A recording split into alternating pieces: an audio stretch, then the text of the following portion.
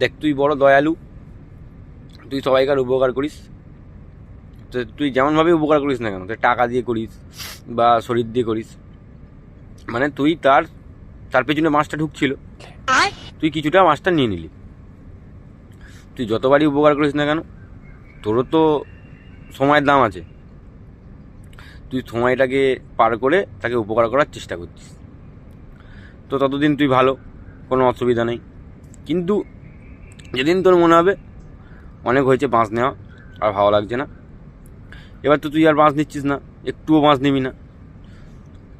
এবার যাদেরকে তুই করছিলিস উপকার, তাদেরকে যখন তুই উপকার করা বন্ধ করে দিবি, তাদের পুরো বাঁশটাই যেটা আর কি তুই নিচ্ছিলি, সেটা টোটালটাই তাদের কাছে ঢুকে যাবে। তখন সে এটা ভাববে না যে না বাঁশটা আমার ঢুকেছে, তখন সে এটা ভাববে যে তুই ওই বাঁশটা তাকে দিয়েছিস। তখন সে তোর এই সব উপকার সব ভুলে যাবে, বুঝছিস? সুতরাং সব কিছু সময়ের উপরে ছেড়ে দে, আর যেরকম আছিস সেরকমই থাক, কাজে দেবে, বুঝলি?